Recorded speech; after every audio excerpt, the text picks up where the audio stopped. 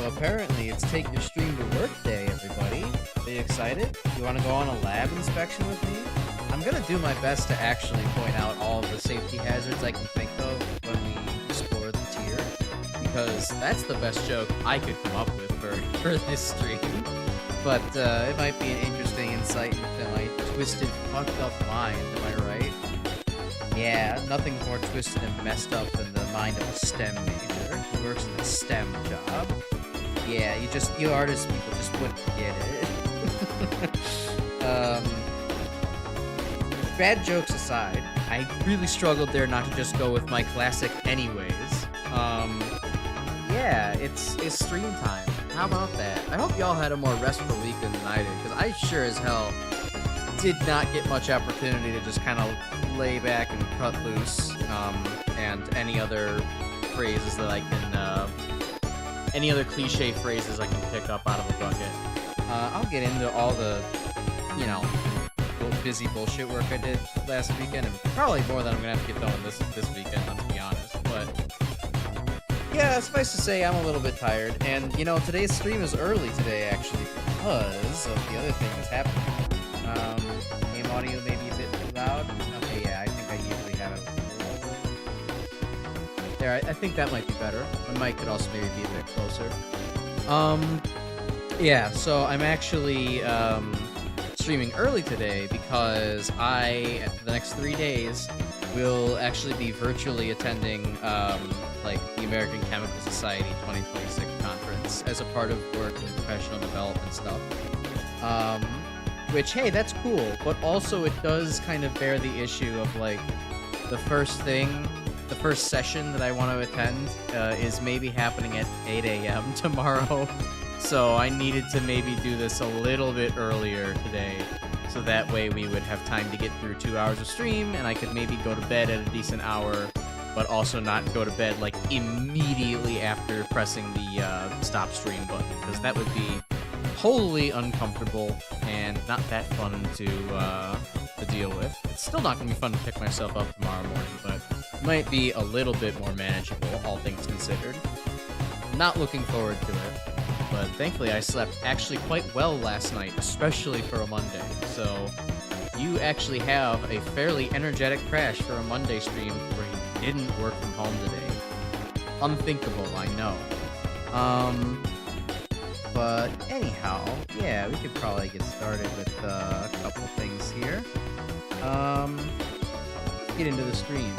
So, actually, hi, we're not starting with MaGMML 1R. I tricked you. It's actually Egypt, and we're both flog pyros. No, we are actually going to do the thing that I said I was going to do last week, but, like, forgot to properly set up. I wanted to actually, like, show off the sprite comparisons a little bit, and I think I might turn the game volume down just a little further, just for this. Yeah, I'm noticing the levels in OBS is a little off. So, I did mention I kind of cleaned up the crash sprites last time, and I cleaned them up further for today's stream. That way we won't have Jolly Rancher stained teeth for today. I know some people really like that as part of the aesthetic. It really added to the Crash Icarus lore of just eating Jolly Ranchers endlessly. But I kind of just wanted to take the opportunity to actually show off, like, the main improvements between the last iteration and this current iteration. I promise this won't take too long and should be fairly interesting. And I wanted to kind of start off with, like, the most egregious fix that I did, and I guess I should put a disclaimer here. No, I'm not shitting on my artist Dirt Nulk. I love the fact that he even made the sprite set in the first place, and given that this was his first attempt at 8-bit sprites, yeah, they came out pretty damn well. But with me actually having to look at them every week, I saw some things that could maybe have used some improvement. The most notable one was, like, the back rotation sprites. As you can kind of see, these are, like, some of the old sprites from when I was playing MaGMML 3 before I got to editing any of them. And maybe you might notice something. The ass is on backwards, or at the very least, it kind of looks like that. It very much looks like the, it very much looks like Crash is looking, like, hold on. Let me actually get the things to work. It very much kind of looks like Crash is looking this way, while his ass is going that way, but then the shading is going that way. So, yeah, I thought, maybe I can do something with this and clean it up a little bit. Additionally, you might remember from my reference, which, actually, hold on, I can pull up my reference again. That's probably something I should do. I did actually show this off last week, but just for quick comparison. You will notice that cheeks are, in fact, out on the back sprite of my model. And while that's sort of being emulated here, there's also just, like, random blue, like, plate that kind of creeps up to the side that doesn't exist in the actual model.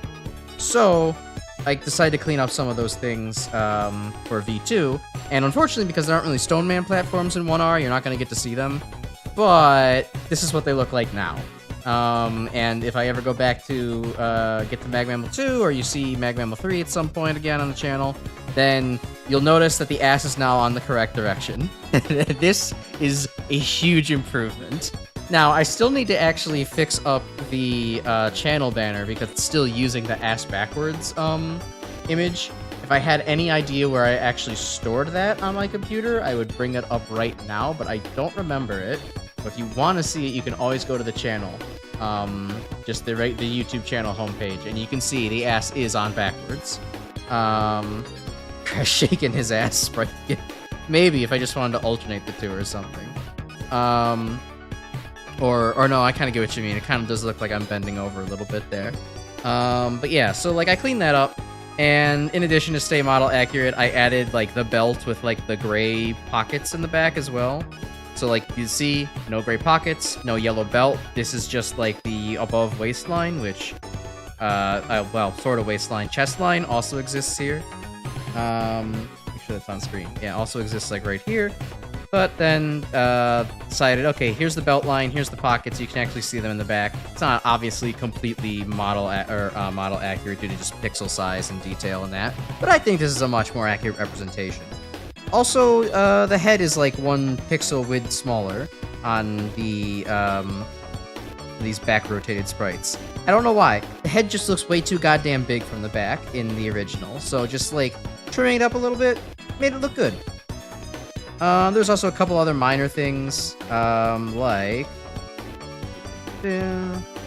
so I mentioned before the ladder sprites, these did not really show off, like, the gray on the boots very well from the back, because you could still definitely see them if, like, I was climbing a ladder. So, I've decided to... zoom my head over here, 600. So I decided just to add a little bit of, like, you know, tips to the boots and all that. And I also made the legs look a little bit straighter, especially the, like, the bent leg, make it just look a little bit straighter on the plating. It definitely looks like, you know, the original sprite had the benefit of kind of doing the Mega Man thing, where it's like, oh yeah, like, obviously it looks like he's bending at the knee.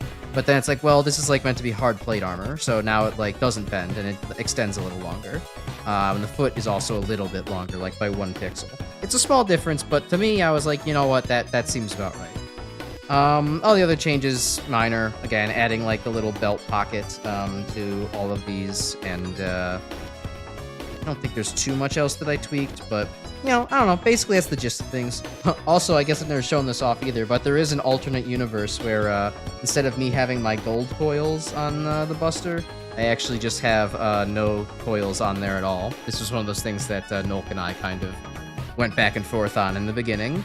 And he just happened to make a version with and without coils. And I'm like, ooh, the coils looks good. Let's make that a permanent part of my design forever. Because remember, this actually predates the reference image. The only thing that this sprite sheet actually came afterwards is the version of me talking to you right now. The reference image came after this. But yeah. Oh yeah, and then some of the custom sprites as well that I wanted for various other things and video editing. But yeah, that's all I really wanted to show off. I won't belabor the point too much longer. Let me close this up. Save these images. Doing good to them. Okay. So, yes. Wanted to show that off. But there is still a little bit more of showing off to do. Because, as I did mention, I did, in fact, toy around with, like, some of the sprite sheets and shading options. Oh, well, I probably should just exit the teleporter, be closer to the costume shop then. But, you know, we did kind of suggest on last stream that maybe, it would be better if, like, how about some alternate versions of, like, Crash having a secondary color so the weapon changes look a little bit more natural? Because, you know, as we talked about, things like Thunder will look fine, but things like Topspin look a little ugly, and then especially Magic Card does not look that great on this primary secondary scheme. So I did test two things. I only kept one of them because one of them was so abysmal. I tried one where, like, it was actually the blue pieces on Crash's model would change color to be the secondary color. And while you'd think that would look good because it's more Mega Man and, like, oh yeah, the secondary color changes just like Mega Man and his tights. It looked really bad. Like, this sprite is not meant for very bright colors, and having the blue pieces suddenly turn into, like, bright yellow for Topspin or Thunderwolt, it's not a good look. However, I did make this alternate set where it's, like, just the yellow parts actually change color, as well as, like, the little tips of the hair you might notice. And honestly, this looks great. I really like the way that these end up looking, but because, you know, it's mostly just the glasses that change, and then the subtle little inline or outlines on the inside. Inlines? Also change color. I really think this looks swell, and I would absolutely use this. But my main problem is twofold, and given that I use the Buster so much, I won't be using this one on stream. First, my minor gripe, I just don't like the way the E-Tank and M-Tank looks. I really think that green E with the, like, yellow core looks kind of, I don't know. It's not, like, a bad color scheme, but, like, it's too bright for how little of it is on my character.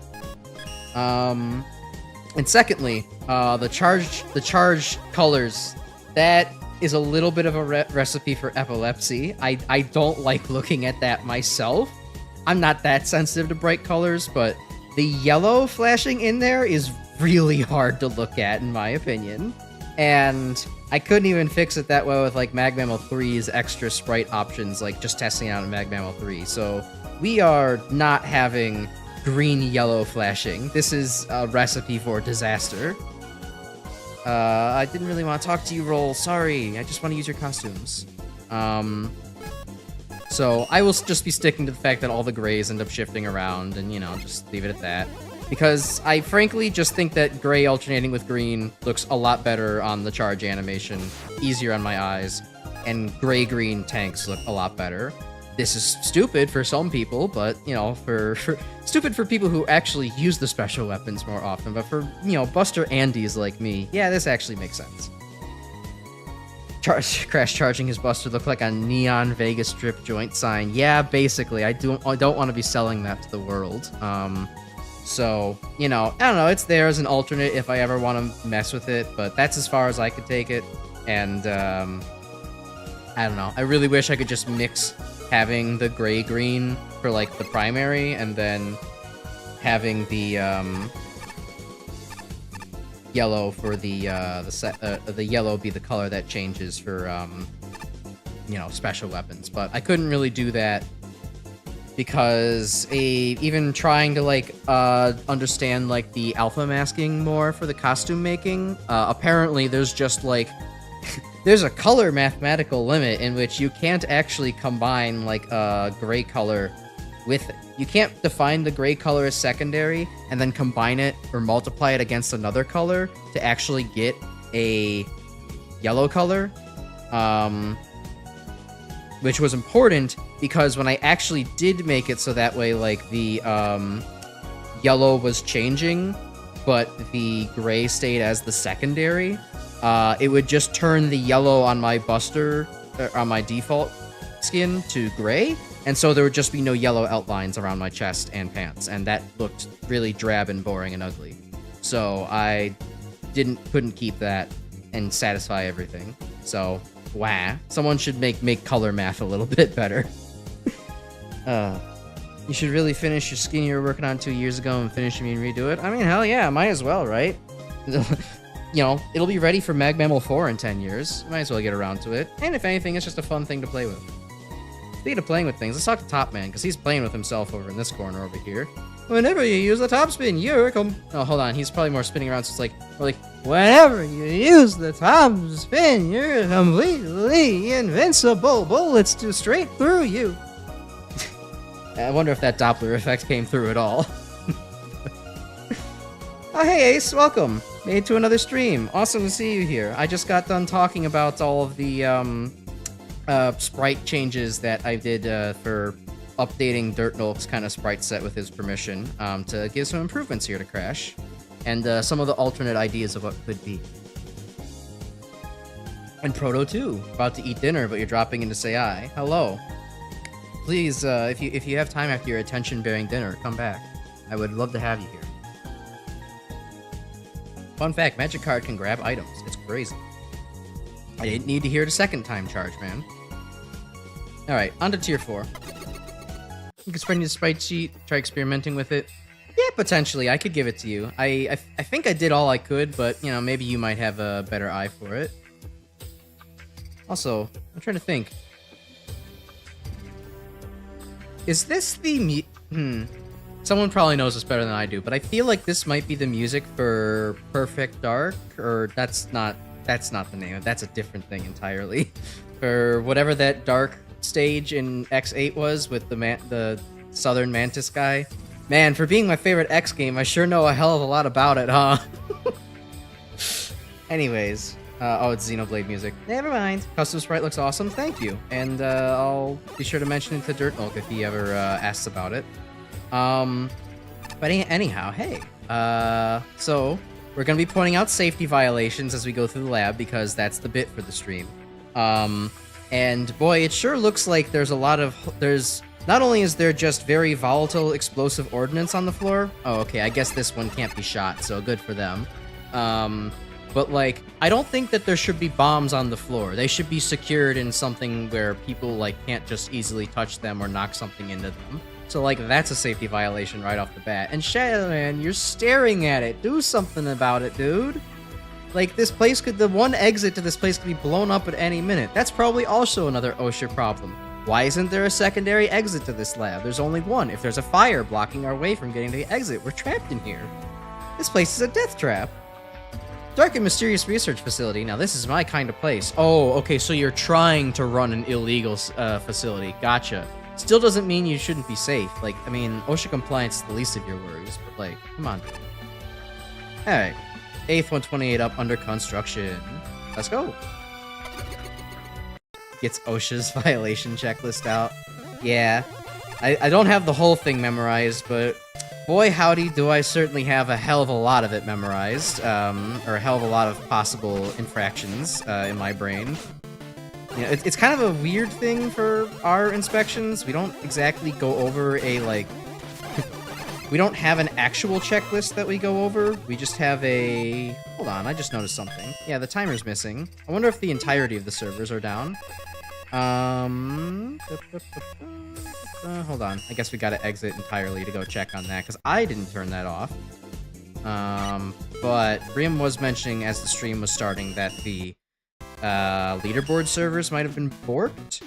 Yeah. Yeah, so the leaderboard servers are just borked. I am actually logged in. Oh, wait. I'm not. Hold on. Okay, hold on. Maybe I might need to... Let me close this for a second. Just to make sure that I'm not inputting my information. Ash, Icarus. Confirm, connecting, tried again, failed. Did I crash Icarus with an underscore, perhaps? I don't remember.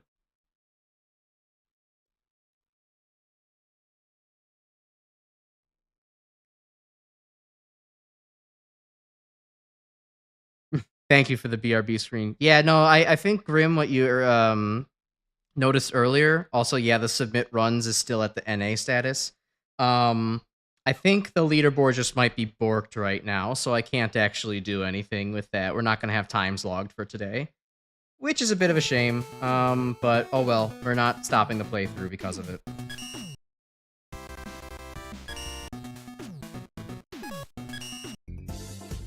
screen caps you DM to paint a grim image. That's funny because it's your name. Site ain't doing great right now. Topology was destroyed. Oh dear. Okay, well hopefully they fix that by the next week. Looks like tier 4 is going to have a missing set of entries for me, but hey, you know what? That means I don't have to spend so much time tryharding it. Although I guess maybe there was some inherent entertainment value for y'all watching me tryhard it. Oh well. I needed to keep things brief today anyways, right? I need to get to, I need to make sure I actually end at 2 hours so that way I can get some sleep for my 8 a.m. Thing. But yeah, no, that BRB screen, I've always just enjoyed, like, The Critic was one of those shows that I still kind of enjoyed as a kid just for, like, I don't know, my parents really liked it and had the DVD box set for it, and, you know, maybe I don't know everything, but it's in the same vein that I could still find The Simpsons funny, like, I could still find The Critic funny, and as an adult, the show only gets funnier, but, yeah, knowing there's the We'll Be Right Back with Jay Sherman's face in the middle of it, from the actual show, makes the idea of a We'll Be Right Back, or We'll Be Right Back, in reference to Ringman's 4MI abilities, even more perfect. Man, I remember back in Mega Man 10, these Susies would just die to, one of those. Maybe I'm wrong, though. Maybe it was 2 of them. But yeah, so, as mentioned, I had, wow, what a, what an exhausting weekend this was. So, I tried many things, and kind of failed with my trying of many things. One such thing was I ordered a new docking station to try to troubleshoot the fact that my monitor still doesn't work on, or I still couldn't get my monitor to work with my current one via DisplayPort, and like get all of like the maximum performance out of it instead of just getting like an average amount of performance out of it with an HDMI cable, which, you know, is fine, but like I paid I paid several $100s for the full package. I want the full package. And well, issue was just that nope, docking station didn't actually fix things. I still couldn't connect via DisplayPort.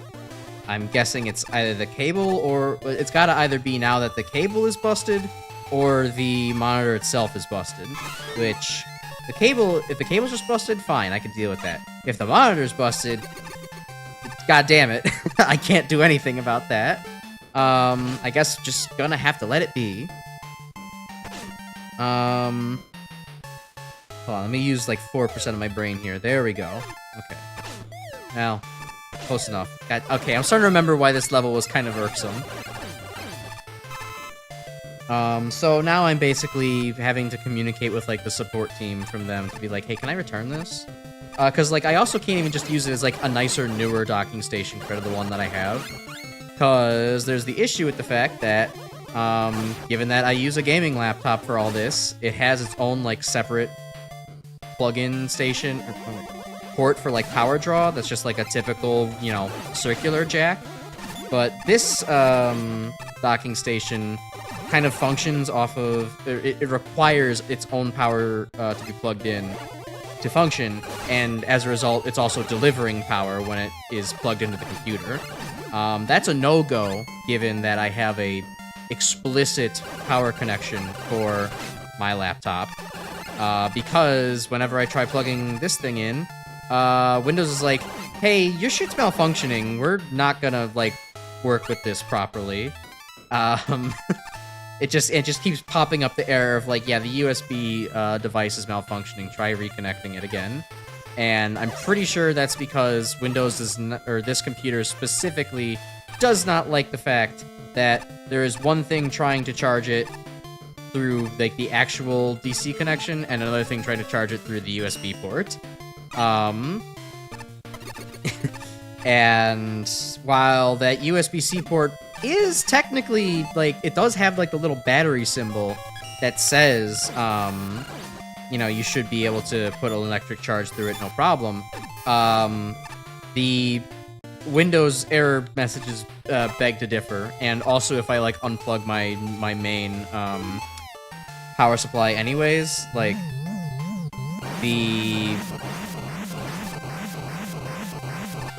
if I unplug the main power supply and just kind of let I keep wanting to call it a junction box. It's not that. What was I just calling it? Whatever, the junction box with all the connections. I plug that in and use that thing's power to like charge my computer. It's very much like not enough to keep up with the power draw of the laptop. So the conclusion is that this thing was designed for like work laptops that use USB-C charging, and my laptop is not that. So it is a very bad purchase overall, and I want my $200 back. So I'm going to get my $200 back. Yeah, I know what you've been up to the last few days, Grim. You've been playing MetaGal, which apparently is $1 on Steam right now, but like, you know, even with the glowing reviews you've given for like the boss characters that you could play, I'm not so sure I want to sit through the MetaGal playthrough. That doesn't seem very good. When you describe it as, what if X7's responsiveness was in a Mega Man Zero game? I don't even want to sit through that to get to the maybe the quote-unquote good parts. Plus all the other jank that exists in that game. And the more I explain the setup, the more Protoss Beam makes sense. It's not that Rube Goldbergian of a machine. It's just like it sits on a desk that's made of wood, and I'm facing some wooden windows, and like I just have a whole bunch of wires with poor cable management in the background. What's not to love? Fun fact, this is the only stage that took advantage of a feature within the Mega Man 1 Met and Garyobi objects in MaGMML 1's dev kit, which allowed you to set how many shots the Met fired and whether the Garyobi was always fast or always slow. Interesting, I did notice that. The Garyobis did not speed up when you actually got near them, or on the same horizontal plane as them. And yeah, obviously the Met shooting one bullet was a choice. Seriously, MetaGal feels like she runs at a quarter of the FPS of the rest of the game. Ew! Not dealing with that. No, thank you. It feels so empty here. The research is all packed up and hid after Wily attacked. Being a guard like this is lonely. Well, I wonder why they hid and when Wily attacks. I mean, it's only like there's bombs in this factory. Oh yeah, also ladder not secure. Whereas, like, if the ladder is this tall, you need something to be able to grab onto if you, like, fall off of it. Like something to prevent you from just going like, wah, and off into like the Z dimension towards the screen. That's another OSHA violation right there. Big pits you have to jump across. This is not ADA accessible. Cheese, or whatever that icon actually is. Bombs in the walls. Boy, there's a lot of bombs everywhere. We help out with the researchers around here. Turns out that the tubes on our heads are useful for carrying around quick notes to people across the room. Hooray for science! Okay, that's actually pretty cool and useful. Although, I don't know, that's kind of a robotic machinery hazard going on there. They might just bump into people and accidentally knock them over. Okay, you used to have your monitor balance on your office chair while you use your couch as the seat because your old room was a nightmare? Yeah, yikes, that is... I don't know if I would trust a chair to actually balance a monitor. It doesn't feel like a very good idea. Obviously, you have to do stuff when you know, make do with what you got sometimes, but... Yeah, I don't trust like that.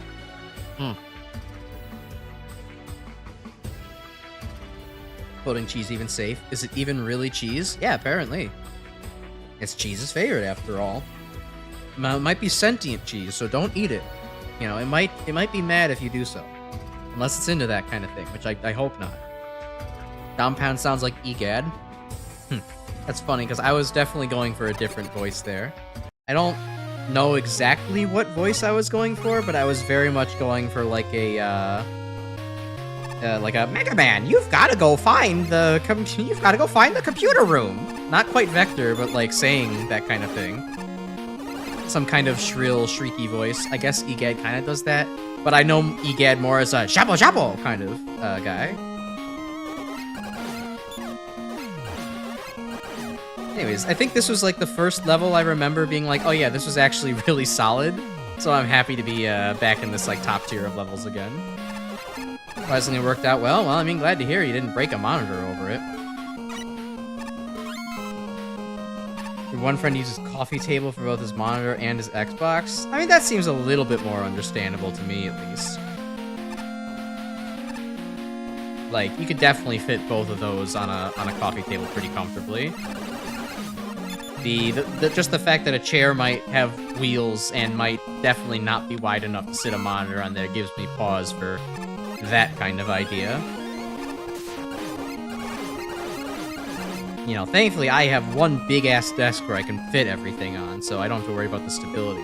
Though I did have to buy a pretty beefy monitor arm to actually hold up the nice big third monitor that I can't get the DisplayPort thing to work on properly. And it does balance maybe a little bit perilously over the, like, very far off from its center of gravity, but, you know, it does stay in place. I haven't had any scares with it yet, so I'm pretty confident about it.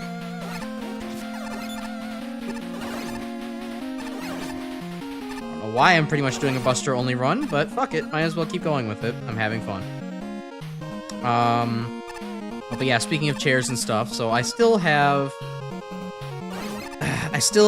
that, my old busted chair, around. Thankfully, I did schedule a, junk pickup tomorrow, so that way somebody can take it and, like, maybe recycle it, hopefully, and not just throw it into the dump. We'll see. That's what they say on their website, right? At the very least, I can absolve myself of any guilt if, you know, they're the ones who fucked up. And don't actually do the service they were promised. But yeah, I can get rid of that and some other junk, and like a bunch of other junk that I've had around too. Like I've had the previous office chair that I had around for a long time still in my apartment, even though it's like just shedding like leather, little pieces of fake leather. Hold on, I gotta actually remember. I failed to remember. Hold on, we can make this work. Okay, we can't make this work. So close. I've also had, like, pieces of my previous desk here as well, which, like, apparently sometime during the move to my current apartment, I lost, like, half the screws for, so, like, couldn't reassemble that. But yeah, I'm finally gonna, like, make some space in my apartment, which desperately has a lack of space, so I'm excited for that to happen. The wild world of adult responsibilities, being excited that junk pickup is occurring to get rid of your junk. Awesome. So yeah, and then the other main thing that I didn't get much rest over was I dove into the world of 3D trackers and potential options. So that way I can not only pilot, but also effectively model for piloting my 3D model a little bit better. Wow, what a world that is. what a deep fucking world it is. Because, like, alright, I guess for reference, the first decision to make is whether or not you want to use positional tracking, which is like your standard for or your original kind of VR concept of like, here, set up some base stations, put on like 1 or 2 trackers, and then use your VR helmet and walk around with that while you have cameras set up all over the place. And the cameras just, you know, look at where you are and say like, oh look, that looks like a hand, and maps that to the hand of the model, which is pretty good. In fact, it's usually the most accurate. The problem is that it does in fact use like between IR, visible, and UV light to detect where you are. And if you are, say, sitting in front of opaque objects like desks or monitors, it kind of fails to capture you at all. So unless you're exclusively a VR chat type streamer, it's kind of a non-starter. So thankfully I didn't spend too much time looking at that. But the other thing I ended up looking up, the other option is the IMUs, or inertial measurement units, which I'll get into that in a second. Fun fact, the stage increases the player's movement speed slightly, making it the only entry in the game to modify Mega Man's properties. Sure does. It's very noticeable and actually quite nice. But yeah, inertial measurement units. These are basically... So what I did my research, they're basically just little gyroscopes with like accelerometers in them that between the gyroscope and the accelerometer, they can independently keep track of like how much they've relatively moved and rotated and use that to map onto a 3D model. The benefit is that they then, they basically just use Wi-Fi to send their signals to whatever host device. So getting blocked by objects really is not as much of a problem given the high penetrative power of radio waves. But it does pose the issue that you've probably heard people who use 3D models complain about. Drift. Positional drift does occur, just because it's not, like, able to really easily recalibrate itself perfectly, or, like, track, the gyroscopes are not perfect, and just little flaws build up over time. And so, the quality of your IMU trackers is very important, because there are... If you get a low-quality tracker, you're going to be resetting its position and having to recalibrate it fucking constantly. And for the people who are here for the PNG Tuber Maker days and the honk days, boy, you know that I sure as hell don't want to be doing that all the time anymore. And it also, apparently, the interference only gets worse if you're sitting around electromagnetic objects, such as, again, monitors, but, it's more manageable than, like, say, the positional tracking that I'd mentioned previously. So, I, went down this rabbit hole of, comparing different ones, and, I don't know, good, useful news for anybody that might actually be interested in doing this themselves. What I was able to find from other people's reviews who were not sponsored, was between, ReboCap, which is apparently, a newer kind of,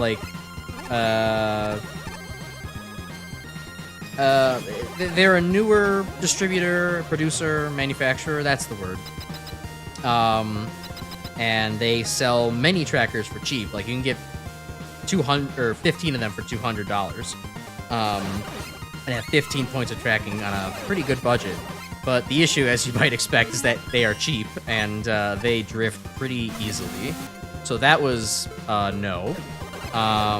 Then the next thing I went for, because I heard of this before from, Sigbird, the streamers Sigbird, I looked into then Sony's MaGMMLs, which are just, they're just 6 points of tracking. You wear 1 on your head, 2 on your wrists, 2 on your feet, and 1 on your chest. And you can move them around to have, for, say, an upper body stream, one that's, more just,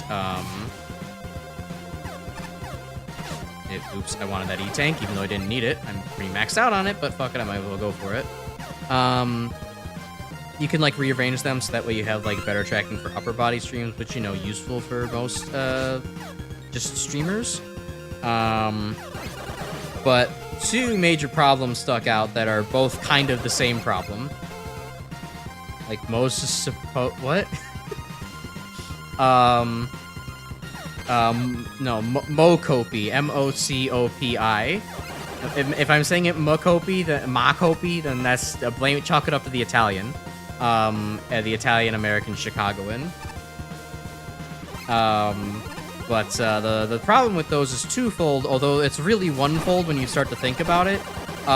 It's the price, is that for just 6 trackers costs $450, which is a horrible deal. And it also comes with the fact that you're making a deal with the devil. That is, of course, Sony.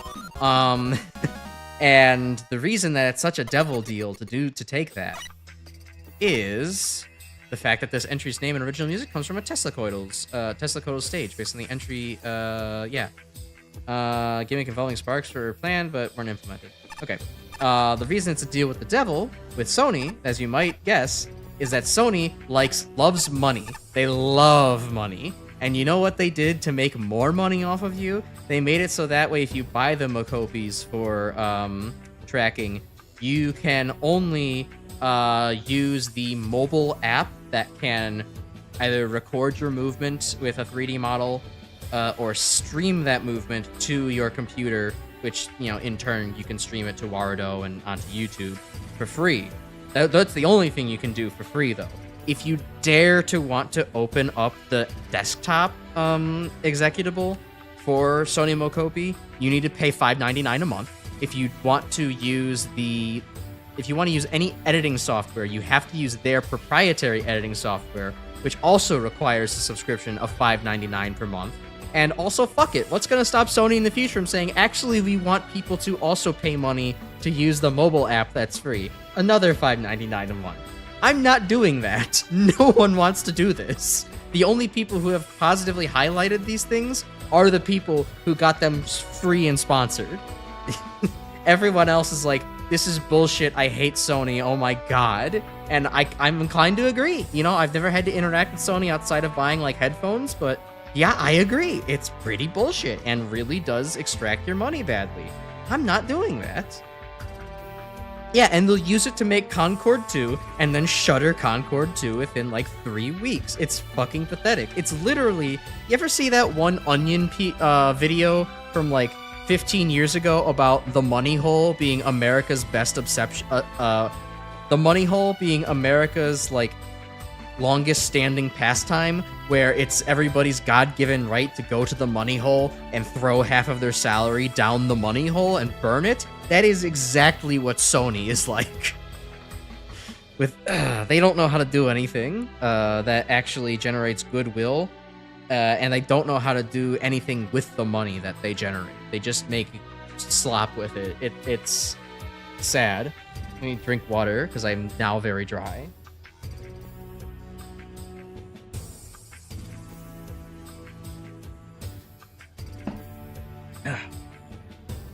But yeah, I didn't buy those. Like, quick man, I'm living the life of a daredevil. Standing on these missiles really gets my robot adrenaline pumping. And we also have a worker mishandling explosives without proper PPE. Sad.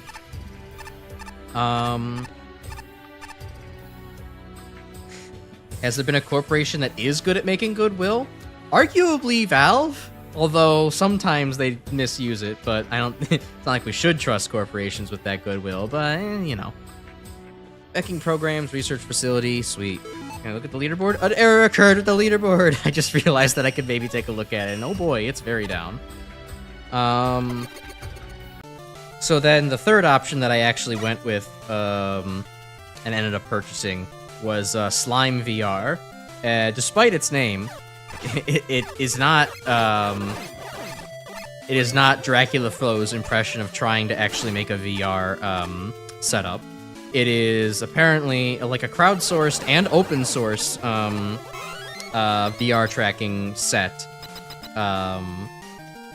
that is useful for people, useful for and made by people in the VR and VTubing scene. And they basically kind of hit a good middle ground with everything. Like, they had a decent price point, which I'll talk about in a bit. They had, you know, the fact that it's not Sony, so you could actually afford their fucking products and not be scammed into a subscription model. And from what people were actually saying in reviews, the quality of them is good, the build quality is good, the actual tracking quality is good. It doesn't, like, drift too badly, and when it does drift, you do just, like, really quickly double tap one of the sensors and they immediately recalibrate.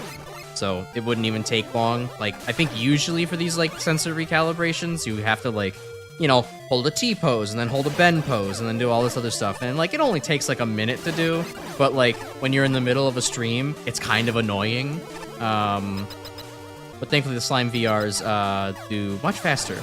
Of course, the problem with Slime VRs for a long time, if you maybe heard it from some other content creators, is that because of their kind of like small batch crowdsourced nature, they might take a while to arrive. But I don't know if I got lucky with like just my timing of looking this stuff up, or just like since they are now working on like a second version of their trackers, like they're calling it like the butterfly design. But thankfully apparently like the tracking quality is going to be the same. It's just like lighter weight basically is what they're going for and more flexible. So I'm not like waiting for those to come out. But like, I think maybe they just kind of have their shit together after being in production for so long and so many people like using them. that I was actually able to like snag them basically immediately. They were in stock and they're supposed to like be shipping within the next 3 days. So like, good news, I should have them. Of course, the Vroid bottle isn't going to be ready in 3 days, but hey, now I actually can work on it a lot easier. So, you know, good.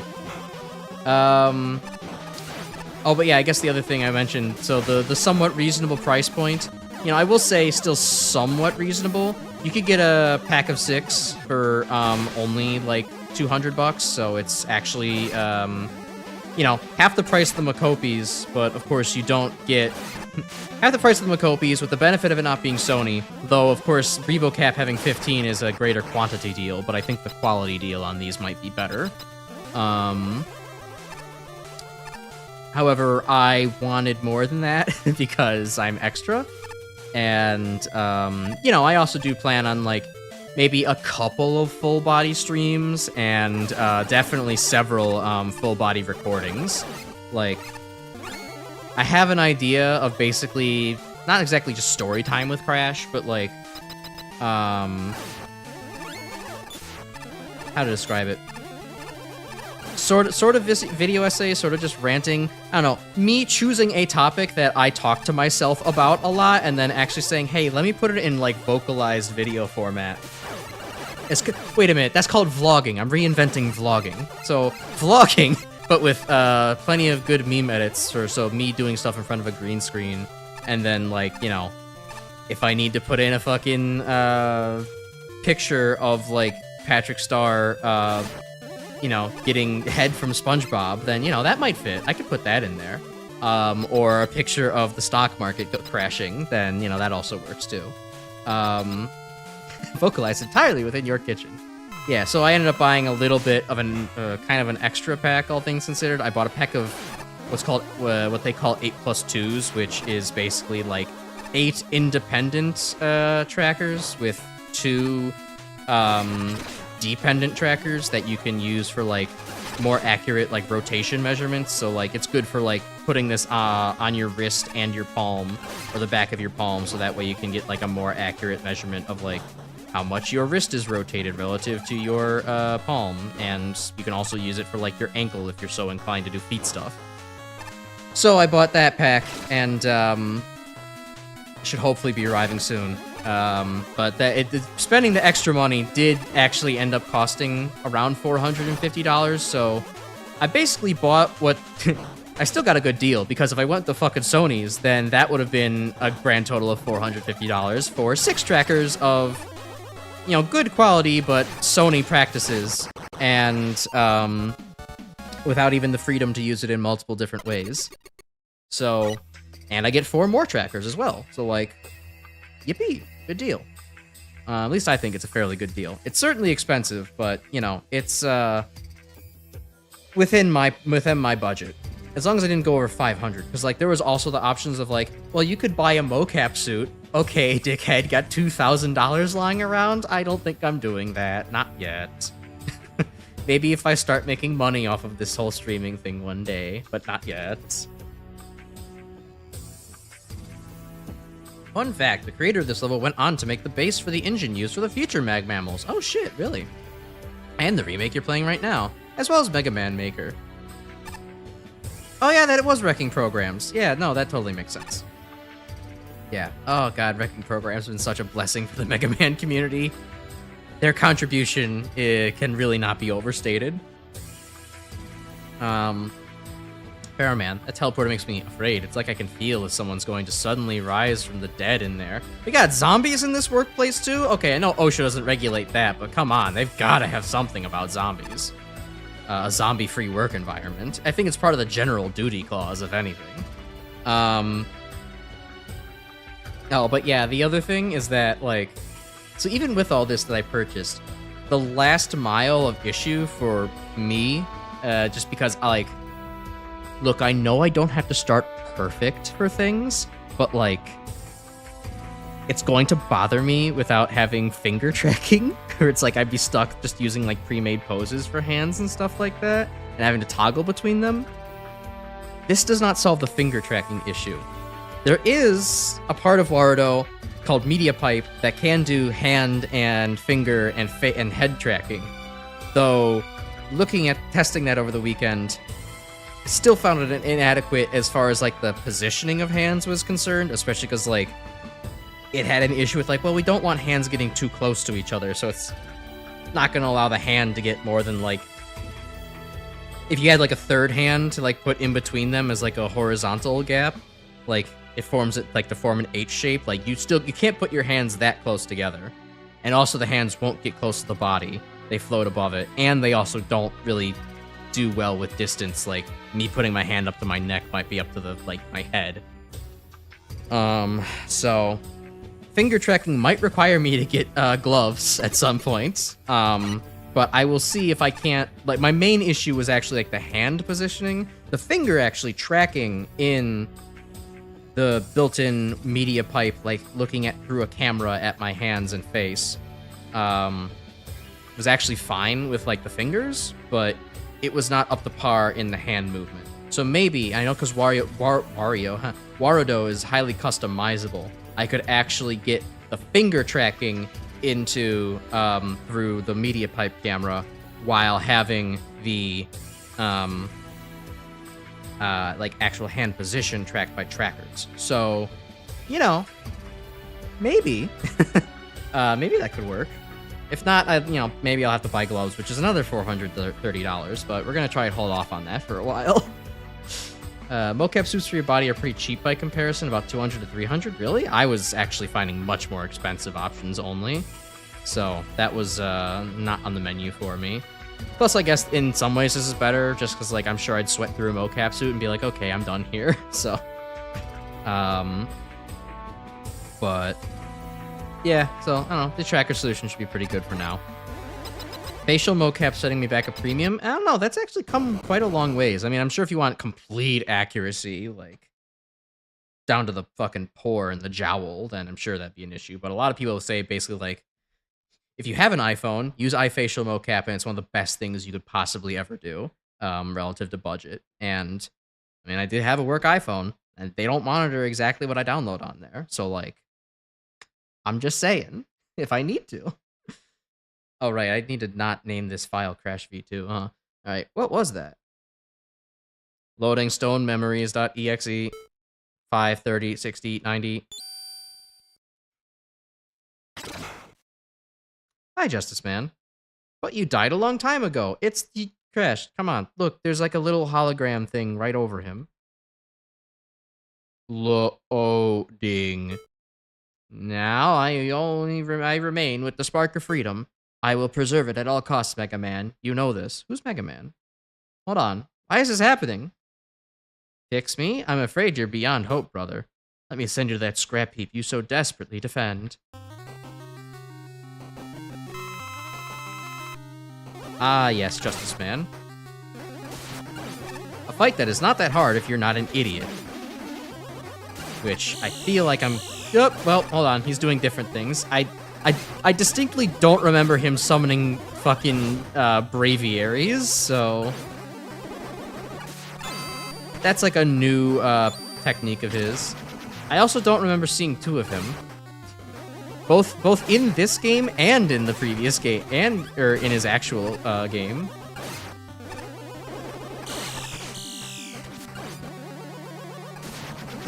Oh boy, this fight seems like kind of a bitch to perfect run, I'm not gonna lie. I do not envy the person trying to perfect speedrun Justice Man in this. Like, that wasn't bad to actually just do because his damage output seemed to be low, but not getting hit in that? Oh my god. Since we are at least going a little bit ahead of schedule, not having to speedrun levels, you know, maybe I don't have to pull off a perfect run, but I am interested in maybe trying it again. Just to get through a little bit more cleanly. Wasn't that bad when you did it? Alright, maybe I'm just bad. Perhaps I'm just bad at video games.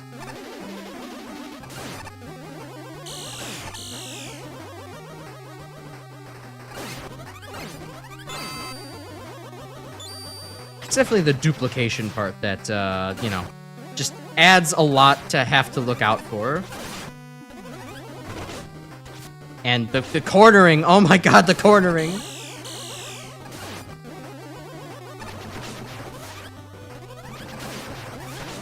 Oh, and he just does a full slide. Okay, I was kind of anticipating maybe some more Rock Force-like behavior where he doesn't do a full slide. See, that was just as bad as the first time. Pellets with separate iframes, you say. Okay, I could try that out one more.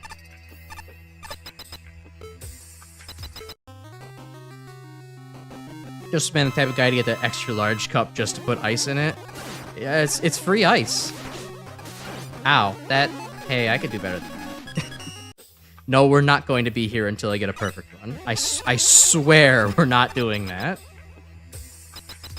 And this is not a Germa bit, where I say, I swear I'm not gonna do something, guys, and then I end up doing that thing. This is just, I want to maybe end with, like, more than half health. I want to feel like I understand the boss a little better.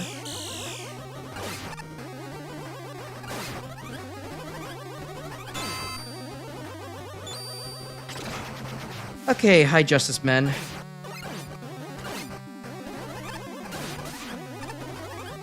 Nope, missed that. Ow.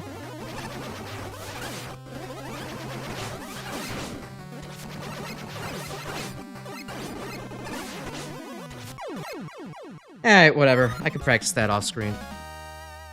That I don't know, that feels very chaotic to me. It has definitely the elements of, like, good design of, like, well, you have to watch your vertical and your horizontal, too. I'm not saying I don't like it. I'm just saying that that is chaotic at best to do from the perfect run standpoint. Hey, I actually have... Well, I have upgrades. I'll save them for the Wily Castle, though. Centaur, someone told me I was part man, part horse, part fish. I'm still trying to figure out what this means. I'm trying to figure out where they got the fish from, too. And on to tier 5 already. Turns out not having to redo levels of speedrun them speeds things up quite a bit. Hey, Thomas, you're halfway in the floor this time around. I mean, I guess it makes you less huge and intimidating, but it doesn't feel quite right. Welcome to the top 4. The best of the contest levels are here. Also, choo-choo. Referencing the Gemini Laser Mega Man 6 Extras video? Oh. I don't remember this. You probably told me this, too, and I remember neither of the things. Anyways, on to Citadel Basement.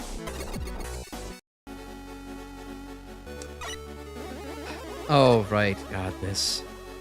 Correct. Yeah, I can't remember all those. You know, I can only remember so many fun facts in my brain when I'm too busy memorizing, how fucking complicated the world of VR tracking is, and, making sure that you can do it without actually putting a giant VR headset on. Anyways, yeah, it's this stage again, Wowee, which I feel like is probably going to be easier this time around, because, 1, the engine is better, and 2, the engine is better, parentheses, Rush Jet works. So now when I actually am just having a problem with doing the platforming, I can bring out a dog. With the assistance of a dog, I can actually make it through this, probably relatively unscathed. That one was just stupid. That was me. that was me. I own that one. But, yeah, hopefully this should not be nearly as arduous as it was last time. Like, for instance, I feel like making these jumps over the, you know, the 1-block spikes was actually a lot easier. Just, like, because the physics just feel more Mega Man. They feel correct. They feel fluid. There's something off about the original MaGMML's engine for that. I don't know what it was, but it was kind of like your momentum just wasn't as accurate. Like, it felt like you could not outpace the platform easily. Okay, I'm doing a whole lot of, yes, doing well. This will be so much easier, and then it immediately failing. And now that I can feel that self-consciousness on me, it's only gonna get worse. But it does actually feel like I can jump faster than the platform a little bit better this time around. So, like, I'm not feeling like have to wait to the very last moment to jump, otherwise I'm not gonna make it back onto the platform.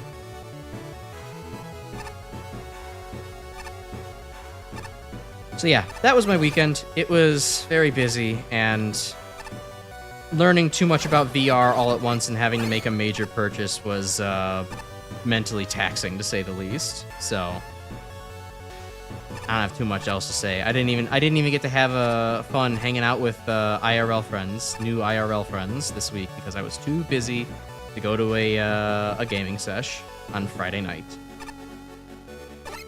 Oh well, life happens. I'm probably going to be too busy again this week to, if they end up having one. Fuck you, game. If they end up having one again. Although, I don't know, maybe, who knows. I am going to my local No Kings on Saturday, because of course I am. Hey, you should go too, if you have not planned for it yet. Yeah. So that's gonna eat up some time. Probably shouldn't eat up the whole weekend, but still. It's time that I won't get back, and the reason I took a day off. Yeah, maybe if we are lucky, Flashman will appear again. It would be funny, but we gotta wait till I get to the second half of the level. That's when he appeared last time. That might be his calling card.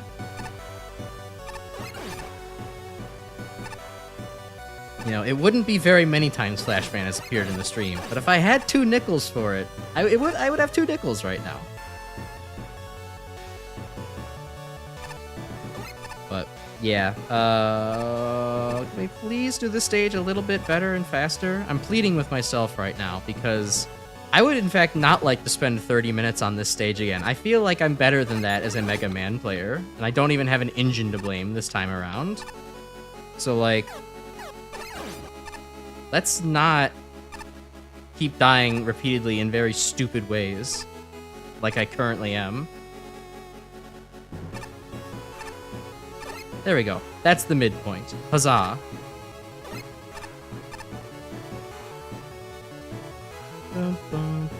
Oh, and that snuck up on me. It took too long.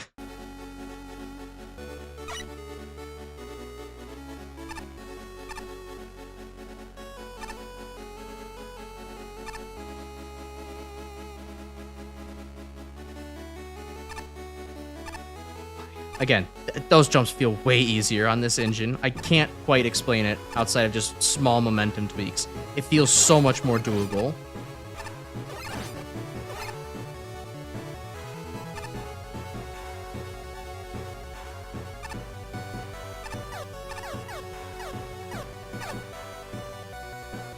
Outpacing the platform this time around. Alright.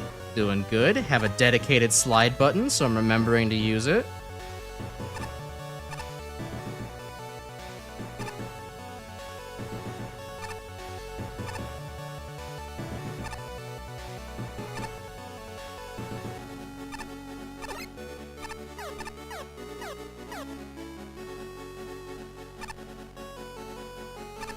Oh yeah, getting past that section is way easier now that I'm conditioned to properly use a dedicated slide button, because before I was still getting stuck on the ladders. That was so much more in the realm of possibility. I know I'm not quite home free yet, but still. Maybe I still flubbed up on the first section as I was getting warmed up and trying to talk at the same time as I gamed, but now it all makes sense again. The world is at peace. Finally, it can be pizza time.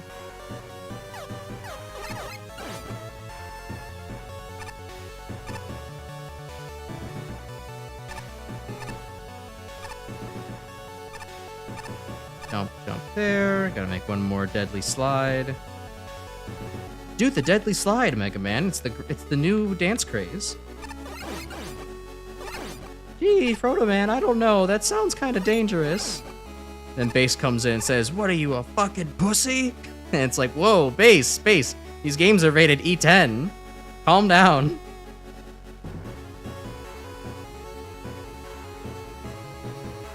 The last pizza is in captivity. The stream is at peace. A piece of pizza.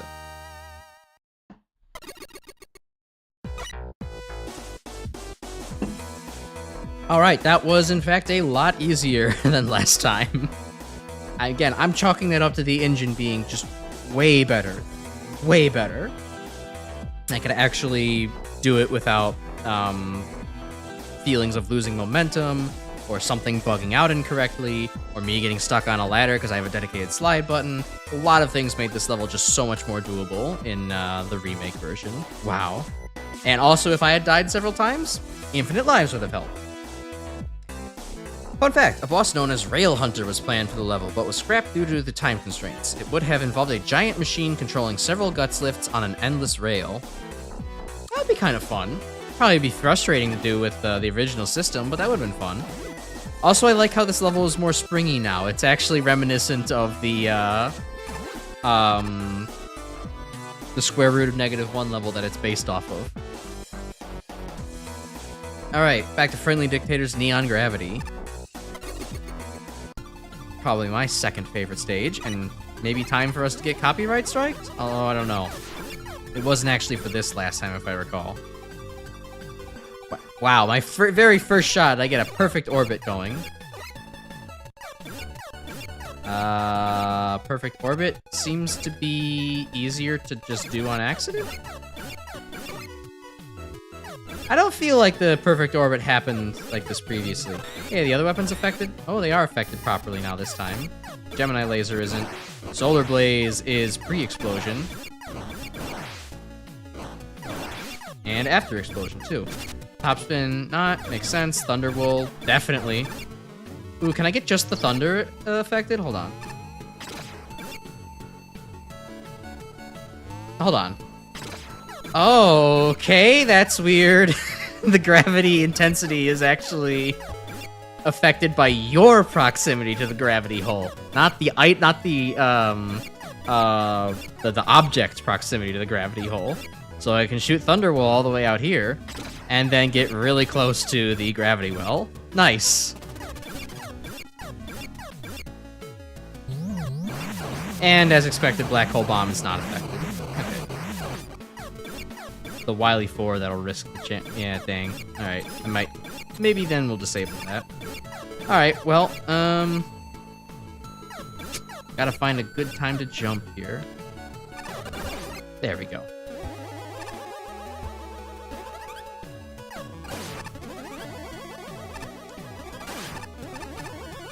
Alright. So, yeah, I don't know. Unfortunately, I'm basically out of new stuff to talk about at this point then, because I just had, you know, that a very work-filled weekend, and not too much else to say. I didn't even cook anything all that interesting. I, like, cooked a pretty mediocre toad in the hole, as I do every once in a while when I need a quick meal. I mean, I say mediocre like it's bad, but it's just that's all it was. It's probably like maybe a 7 out of 10. And I don't know, looking forward to the 3-day weekend that I have coming up, and also like being kind of sort of off for work if you think about it, by being at a conference the next 3 days is gonna be fun. At the very least, I'm not going into the office. I'm just working from home. And you know, it's really I only have to like do work per se. I can kind of just like check my emails, you know, and in between seminars. So all right, Sniper Joe bullets are gonna be affected. Ah, and oh god, oh no, his bullets are not leaving the screen. That one fucking wanted me, too. It followed me into the pit, too. Radon electromagnetism. I don't even know what you're specifically referring to with that. And I'm the chemist. I should know. I just know radon is radioactive. I guess it has some electromagnetism to it. But everything does. Though, I don't know. Radon is a neutral particle. I guess it's making electrons by being near things because of gamma radiation?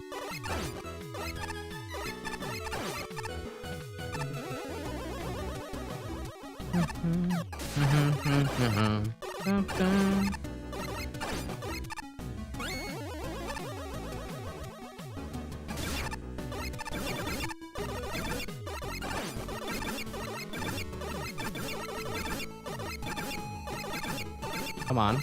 One of these... boy, that feels like it's annoying. I bet speedrunners probably do that a lot faster with Gemini Laser, now that I'm thinking about it. Radon sounds like Rhydon, and Rhydon is electromagnetics. It says lightning rod. Is this anything? If you were hard pressed to introduce radon electromagnetism using a Pokemon, that could probably be something. Like if you're really trying to relate hard to your students and get them to Pokemon Go to the periodic table for some reason, then like, you know, that could maybe work. But otherwise, I wouldn't say it's much.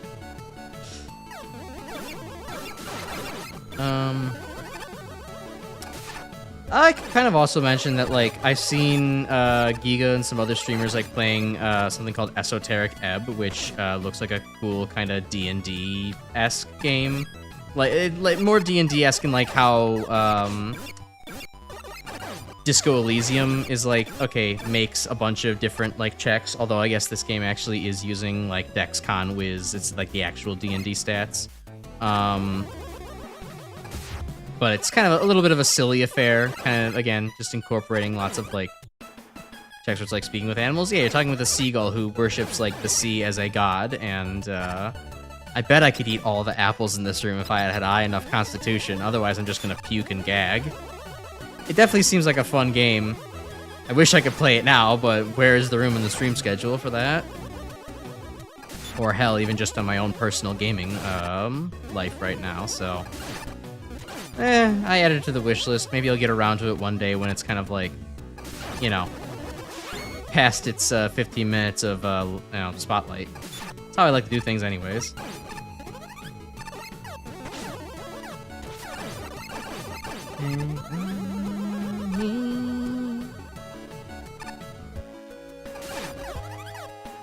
I don't know if I ever mentioned it, but Weezer actually has a very good cover of Take On Me. If y'all haven't listened to it yet, you should do that. Look at that. The well is now very tiny in order for the gimmick here to work. Also, having a dedicated slide button makes that way more possible. Wow. Seagulls don't believe in any gods. They are bastards to the core that they believe they are above all. Maybe in our world, seagulls have no gods and no masters, but... in a fantasy setting where you can talk to the seagull, perhaps they do believe in something other than just getting your attention and getting your bread.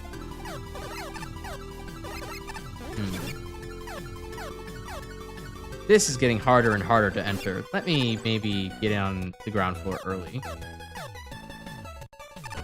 Ow.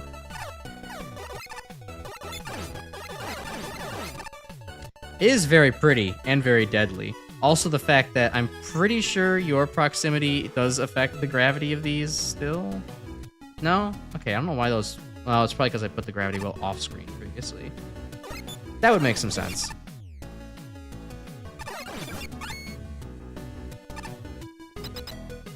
They have a devil that is reflective packaging. Seagulls do take devil deals. That's why if you hit them with a club, they will instantly die. It's not the hollow bones. Scientists are lying to you about this. It's because they've lost several heart containers taking deals with the devil.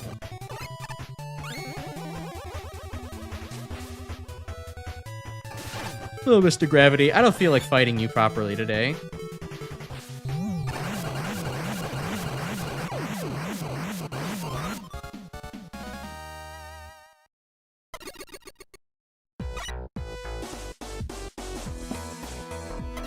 Oops, didn't mean to press that again. Yeah, I don't know. Fun level being remade. I think that's an interesting situation over there. I think the remake helped this out in some ways, just because like the special weapons make a hell of a lot more sense now with the gravity gimmick instead of just doing whatever the fuck. And then being able to slide off of that one ladder really helps you avoid the first Joe with a circular shot pattern. But I think in some other senses too, like the gravity wells were tweaked a little bit to like, I don't know, they feel like they fuck with you a little bit more. And the fact that they're kind of proximity based for anything but your buster shots also feels kind of wrong. So I don't know, maybe the physics feel a little bit The physics feel more consistent, but maybe stranger in logic. So, I don't know. It's kind of a wash as far as, like, which version was better between the two games, but I don't know. I still kind of like this one. This is the first MaGMML level ever submitted. Yippee! And it's a good one. Hey, Big Fish, you're having a good fucking time over here. Can't even talk to you. Alright, just let him be, I suppose. He ain't harming nobody.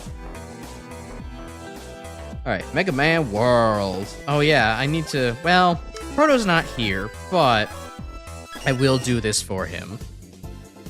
So let me go get the skin he wanted me to use for this playthrough.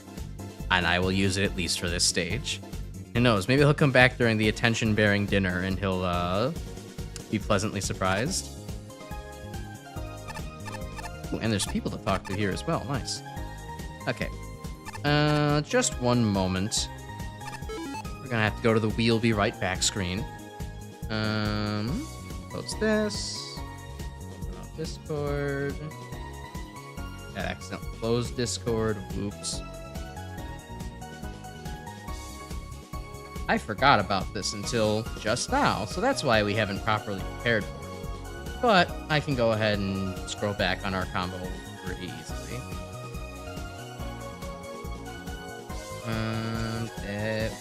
That early? How long ago did we last talk about this? Oh, there it is.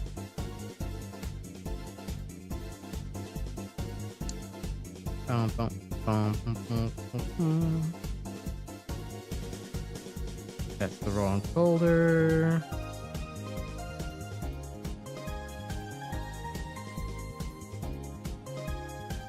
There we go. Okay. Based on, I never downloaded this before, so based on the name of the file, I now have lower expectations, but you know, anything for the fan. Let's put on Mario Dorkly. God damn you, Proto. If you can hear me, you are big bastard. I thought this was just gonna be a Super Mario Brothers sprite. Nope, it's fucking Dorkly Mario. Outstanding. Hey, remember to check out the awesome Mega Man fan site, Sprites Inc. Hey. Trying to overcome my land defect. Oh no. Yeah, this doesn't bring back great memories. Oh, okay, I'll catch the big fish then. Look, I don't think Dorkly is the worst crime against humanity, but oh boy, it certainly is cringe, and it's all Proto's fault that I'm wearing it. It just reminds me of being 13 and watching these, thinking this was the peak of comedy, and now it's like, I don't know about that actually. Hey, Big Fish, what's up? Help. Sorry, I unhelped you. It's thematically appropriate after all. Mario's a psychopath and he would do such a thing. Anyways, yeah, Proto, I'm wearing the skin just for you to blend in more with Mega Man Worlds. This is your fault. You were making fun of Dorkly Mario before it was cool. Look, yeah, alright, fine. Maybe I wasn't doing it early on enough, but I was 13 once. I found Dorkly skits to be entertaining, and then I realized, like, oh, it's all the same joke over and over again. It's like watching Saturday Night Live, Seth Rogen. I don't even know, or Seth Rogen. Those two probably didn't go. I don't think he was on Saturday Night Live much. It's just the same thing over and over. I don't need to see it more.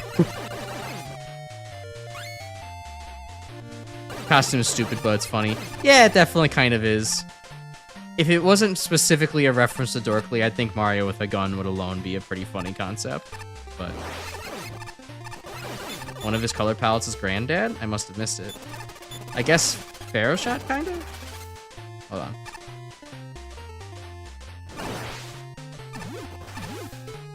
Shot. Yeah, I guess Pharaoh Shot. Or while charging the Buster. Yeah. I can see it. I could see it. There's the one, like, weird pink kind of salmon color.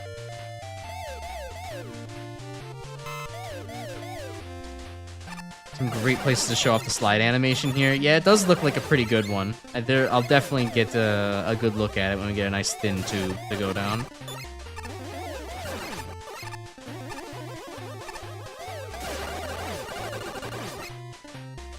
Mario is fucking pissed, and he's not taking any of Bowser's bullshit for an answer this time. Dorkly has stealed sprites without credit before as well. Oh. Yeah. Makes sense. People tend to just source sprites and shit off the internet, you know. Anyways, let's beat up Trent Reznor again, and hopefully they decide to cooperate this time and not... not roast me alive like they did that one time when it was a really, like, critical moment in the arena for them to not do that. There we go.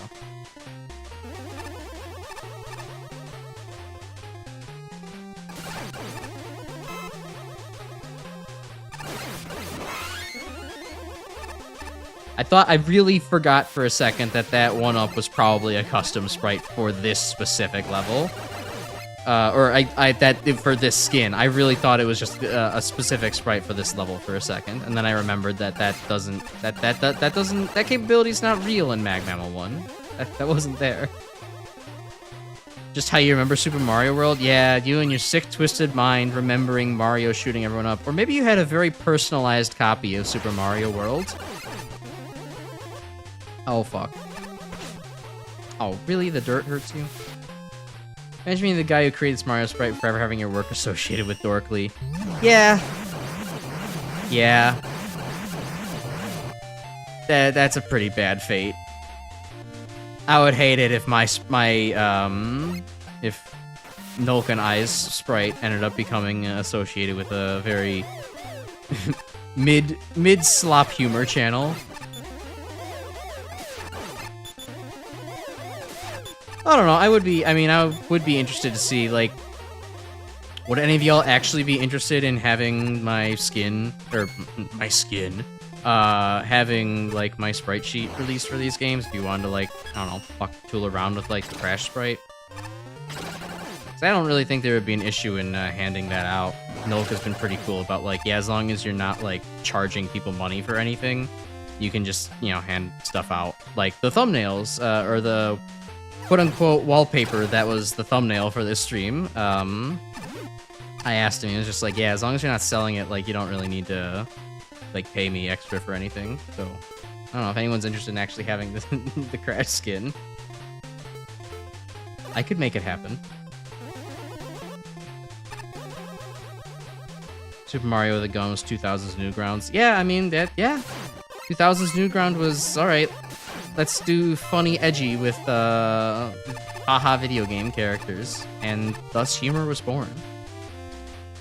Blue Mario, now you've seen it all. Alright. Focus D. Effective. I don't think you've quite accomplished the mission yet.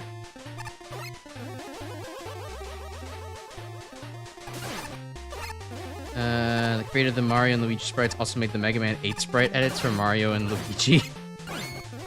Huh. Didn't know that there were those existing there. That was not a sentence, but I don't know. Commentary feels off tonight for some reason. I'm not quite, despite having said that I was energized, I'm not quite all here. Mario's blue now, and you all know what that means. Yeah? I don't know what that means. Please help.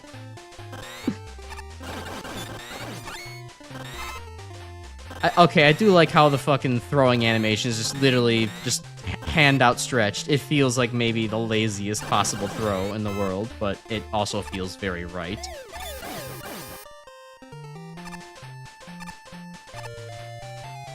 Just quoting AAA Mario, don't mind me.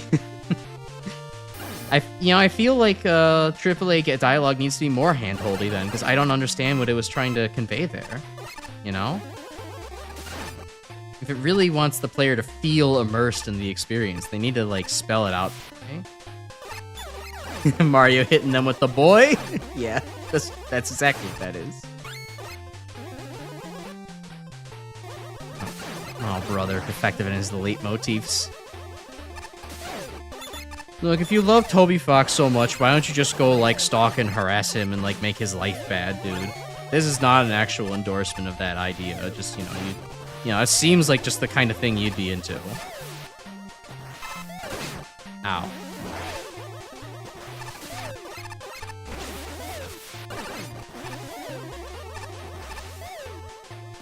AAA dialogue's too handholdy than Arthur and the Invisibles on PS2 is the only quadruple A game that you know of. Yeah, you were talking about that game to me, and that was a stupid idea. I don't know why I did that. And yeah, no, it did. It sounded like it was maybe telling you how to do everything. Wonderful. Mario teleporting in is him just falling from the sky, breaking his back, and getting up as if he's waking from a drunken stupor. I would expect nothing less from Dorkly Mario. I didn't make this last time. Did I not make this last time? Oh. Weird requirement of Luigi here, huh? Defective will confirm Screaming Ape Theory. I feel like Defective is more likely to confirm Screaming Friends getting a second season. He's just gonna go have a talk with why am I forgetting his name? Matt Groening, real quick, and you know, we're gonna get a second season of Screaming Friends. Don't you guys worry. Blue Yelpo will be known by the masses, and his story will be told.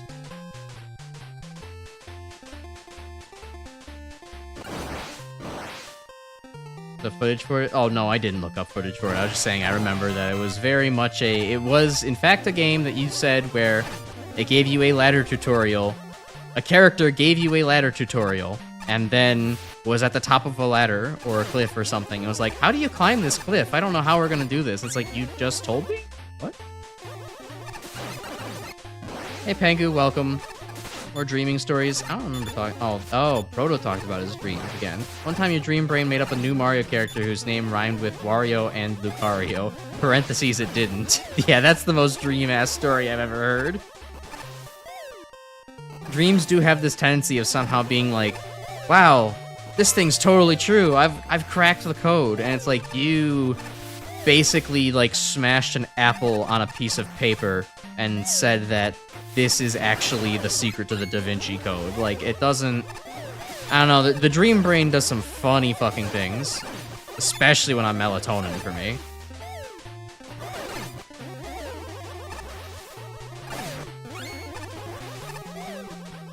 Oh no, he's talking about Deltarune theories again. The Deltarune toilet theory. It's a fresh take on the depths, also known as shit and piss theory. But it's just a theory. You know, you're also theoretically welcome to make like a tree and get out of here, Defective. I hope I win. Pre-rendered cutscenes and internet gameplay to tell you how to use menus. Oh man, even X7 doesn't go that far. It'd be fun to watch a Let's Play, maybe.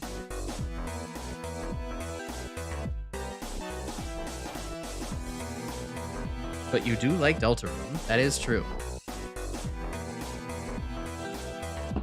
You know, Defective loves shit and piss, like, constantly. It's all he ever talks about. You should definitely avoid him, because that's all he ever thinks and talks about. You know, he really held it back on the TF2 streams, which I'm proud of, but, like, normally, like, it's the only thing he talks about, and, like, look, the man helped me through some rough times, so I gotta, like, give it to him, and I gotta keep him around, but, like, look, you're not obligated to stick around for the shit and piss ape that he is, you know. Like, all of my friends, okay, now your sources are no longer good. Now your sources are going bad, actually. Because it's not all of them. It's just that guy. You did not make me worse. Well, maybe you did, but hush. Fun fact, the judging the judging process for MaGMML 1, unlike future MaGMMLs, did not bother randomizing the judging order for every judge. As such, at least one judge, Blackmore Darkwing, has said in hindsight they most likely overscored the level subconsciously, as this level was placed right after City War in the hub. Oops. You're into trolling, just having to bring up gross out jokes a lot to get under Crash's skin. Yeah, Look, I like gross out humor. It's actually not bad. It's just that, you know, I have to have a normal human reaction to it on stream. The Undertale Delta Goon. Hush, Grim. Congrats to our winner! Like, hey. Oh, wait, I can take off this fucking skin now? Hold on. I'm ripping off Mario's skin, like, as soon as I possibly can. I'm itchy with this thing on. But I actually have a good transitory topic based on what we're talking about. That's not English. I have a good topic to transition into now that we're in the... Hey, fuck you. Fuck y'all. Don't listen. Stop watching this guy right now. No, so I saw a tweet the other day. I saved it here, but I always forget that this fucking thing requires me to minimize the game in order to, like, bring up a tweet or whatever. Let me bring it up. Yeah, here we go. The tweet reads the following. The getting tickled as a kid to enjoying consensual non-consent as an adult pipeline truly must be worthy of clinical study. Now, this was a statement that I read and then immediately said, uh-oh. Uh-oh. Because it maybe felt like it rang a little too true for comfort. Did y'all enjoy being tickled as a kid, or did y'all think that that was weird and I can't believe my parents ever did this to me? Because I was very much a person who was actually kind of like, this is fun, I hope that my parents tickle me now. I'm going to kind of imply that it's tickle time. Shut up, Defective! You'll like whatever I tell you to like. You're under the best friend obligation. You have to listen to what I like. We're not going back to piss and shit. We're gonna relate tickling to consensual non-consent right now, and you are gonna hate it. Or like it, I guess. I don't know. Whatever the more appropriate joke for this would be. But, no, I... Falling sideways to the stairs. Yeah, no, Grim's right. No, I maybe did enjoy Tickle Time quite a bit as a kid, and there was maybe a catchphrase about chubby thighs, because I enjoyed... My thighs were the most ticklish part of me. Boy, yeah, this is a vulnerable fucking moment for me to be sharing on stream. Why did I do this to myself? And, yeah, guess what pipeline I went down with, and what maybe, kinds of things I enjoy, in a sensual sense. Oops! Immediately figuring out what you're into based on what you liked as a kid. Uh-oh. It also happened to be that I really enjoyed robots and robot girls as a kid. Uh-oh. DeviantArt already knows that I exist. All they need to know about me now is their thighs. I'll leave that to the fan artists. Y'all can get on that one. I'm not telling that secret to DeviantArt on my own. Y'all can embarrass me publicly by spreading rumors and information about me that I will label as misinformation and will deny vehemently up and down. But then, once we get into the private, the mods-only private furry Discord chat, that definitely doesn't exist, then we can talk about, that there. It's a Mega Man kink. No, more like a Jenny XJ9 thing, though it was also, I should emphasize that is my life as a teenage robot, and I'm no longer a teenager, so it's no longer exactly a good idea to be enjoying her that way, and I don't. It's just a good animated show now. But as a teen, just saying, maybe there was like a little bit of crushing going on. Well, that... My life is for... Okay, I'm not reading the rest of that sentence. I probably shouldn't have done that. Hold on, let me catch up a couple things. Topspin's go to the stage. Topspin for Bolton's and Gemini Laser for the Mirror guys.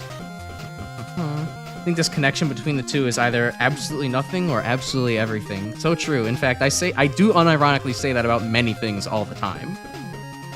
It always seems to be, well, this is something or it's nothing. It's a 50-50.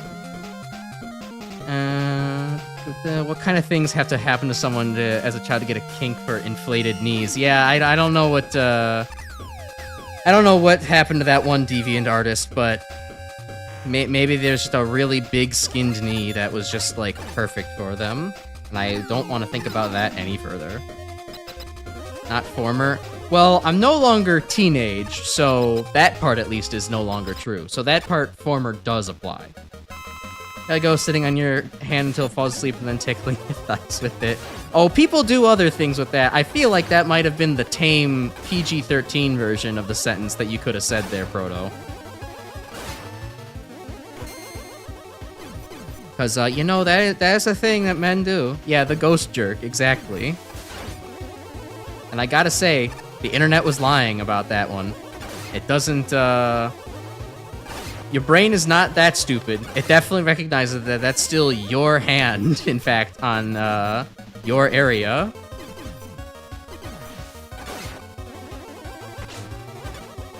Oh, okay. Just land right in the wall there, Glassman.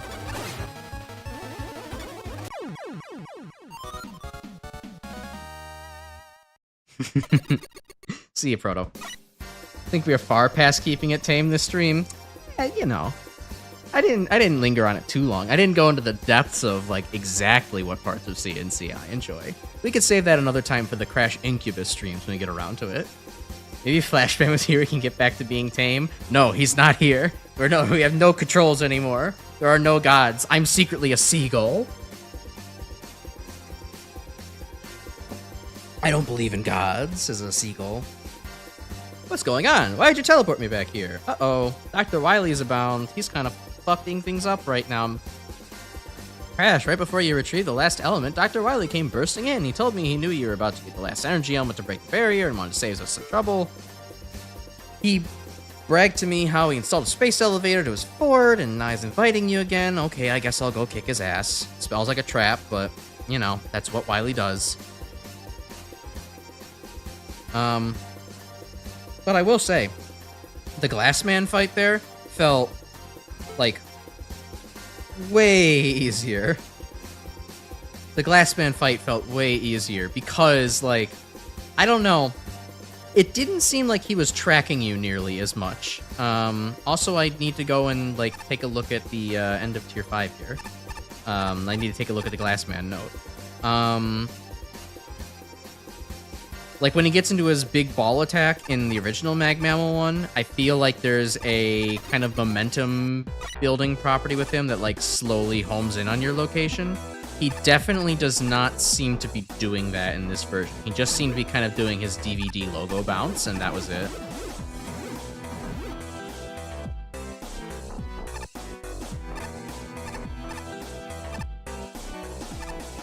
Alright, what was the comments here? Fun fact, the design of the eponymous Glassman comes from Red Bloopy's brother, though the spriting was done by Red Bloopy himself. Excellent. Glad I traveled all the way here for that. I will immediately forget this information. Also, okay, I am curious. Grim, you probably know this. Why are all the energy elements different colors? I guess there's just one, maybe it's just there's one color per tier, and then the last 4 are their own set of colors? Or those are the bosses, maybe? Oh, those are the tier bosses. Okay, nope, I get it now. Yep. Okay. It took me maybe taking about 2 seconds to think about it, and then I immediately understood the information in front of me. Alright, let's go buy some shop items that Dr. Light apparently does know about. Welcome back, Crash. I see you've amassed quite a lot of cash. Buy what you want. Extra life, I'm ripping you off. Nice. Sweet. Charge Buster upgrade. I'll take that. Like a Mega Man 5 shot. Removes the 3-shot limit. Sweet. Drop rate upgrade. Yeah, I'll take that too. Power Orb. Oh, I don't have money for that now, huh? A new special weapon that acts both offensively and defensively. You bounce around constantly, just like Glassman. Ooh. If only I had actually paid attention to the money I was spending, I would have maybe bought that instead. Oh well. I'm back soon. Hello, Eddie. Power orbs how you get a really good time in City War. That makes sense, actually, given the fact that if it sounds like it's giving you some vertical momentum as well, you could probably bounce through some of those corridors like really easily and not fall through the pits. All right. Let's see. I have 15 minutes. Is there anything I can do before we head off to the fortress? Brightman's not here yet. I could talk to some of these guys, see what their dialogue has changed to. Oil Man. There's a slick hideout up here.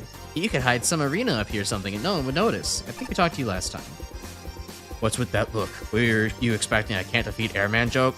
I don't make those anymore. Sure you don't, buddy. It's actually better to use the solar blaze at close range. Hitting an enemy before the flare explodes will cause double damage. That's true. Lots of the robot masters are gathering here to cheer you on. Some have useful advice.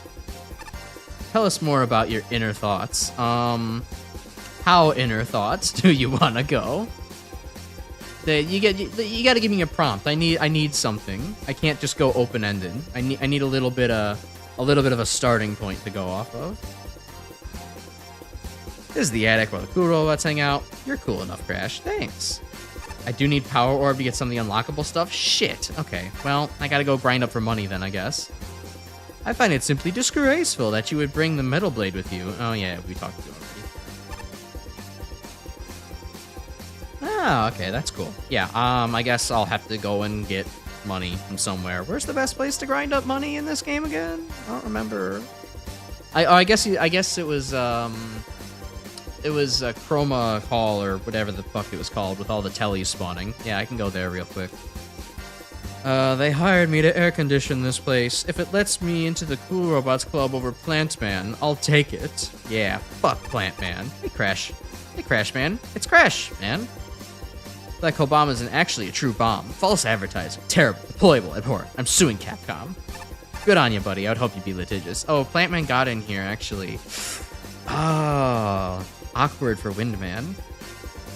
I can't believe it. They made my weapon actually useful. I feel so happy and loved. Wait, they still hate me? Oh, I like you, Sheepman. Sheepman's a cool boss fight. I'm not gonna dog on him for that. I had to bribe my way into the attic here. Maybe I just smell too nice to resist. Hi, Base. Old man left me out of his plans again, so I just came down to your lab. I can't find much to do nowadays. And hey, Brow Cow. Fart. Indeed. We should sue Inti Creates instead. Hold on. I want to test something. I don't feel like there's going to be extra dialogue for this, but on the off chance there is, what if you go to base dressed as him? Does he have a comment about that?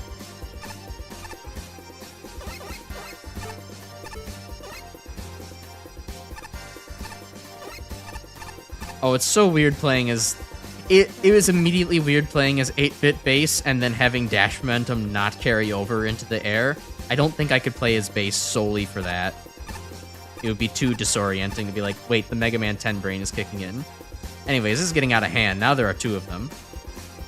Oh, a fan? You've got good taste. Maybe I'll even let you be the second strongest robot, right after the real deal, of course. Okay, that was worth it. Thank you.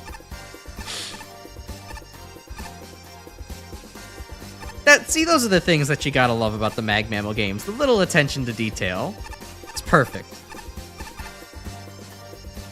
Now, if only I could find Proto Man around here. Yeah, I know. Real recognizes real. Hi, Roll. Hey, Mega, I've begun to take an interest in costume. Oh, you don't got anything here interesting to say. What a shame. Alright, let's go to Chroma Key, get some pocket change. That was in tier 2, right? I think it was tier 2. That's not tier 2. This is tier 2. Oh, there's Snake Man. Hold on. Snake Man is bowing like a cat on the prowl. Not like a snake. That'd be too easy. I'm pretty sneaky, you know. I purposely chose to be in here, a room no one would really ever visit, except you, I guess. People would visit it. In fact, you're right next to a teleporter, dude.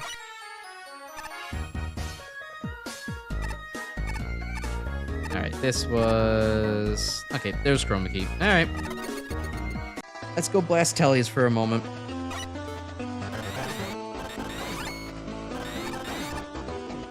Shitty analogy, man, being like Snake Bat is sneaky, like a cat. Look, he was... Look, it's sometimes hard to draw an analogy to a snake on a character that has arms and legs. Snakes are famously, limbless creatures. So, you know, being stanced up like that is very much, more mammalian than, reptilian.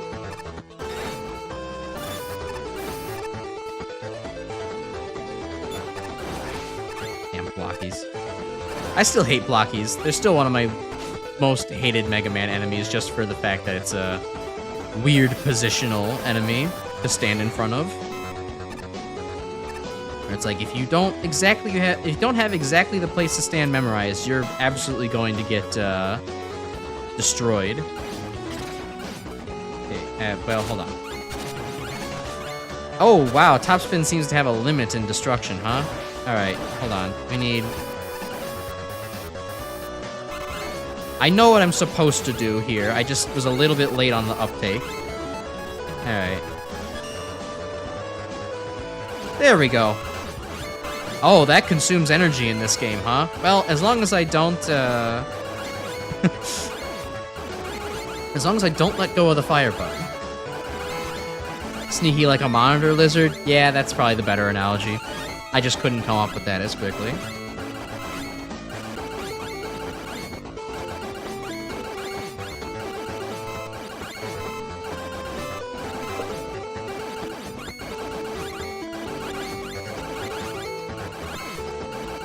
So, riveting tele-destruction, huh? You ever just go and destroy lots of robots and, you know, kill off an entire ecosystem because you were bored? Because I think that's what we're doing right now.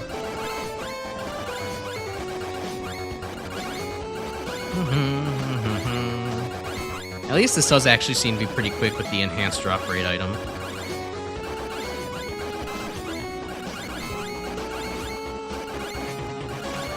Next time I get a nice big health drop, or weapon drop, there we go. Okay, 514, all right, we have enough for this stuff.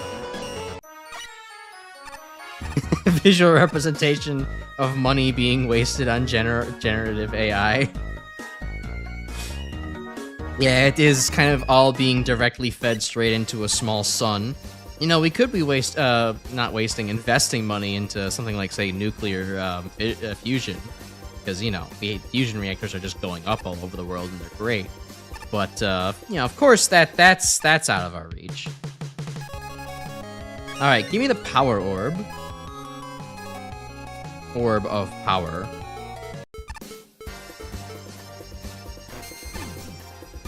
Oh, cool. Okay, I can feel the momentum on this. And it is... interestingly not time-based. Huh. Alright. So I could just sit in this forever until the glass ends up breaking, it seems. Oh, and okay, there's a limit. It does seem to have a contact limit, which that's only fair. But it's a very high contact limit. Wow. I feel like this is stronger than Glassman's orb. What the hell? This is kind of nuts. I imagine it probably breaks faster with actual damage.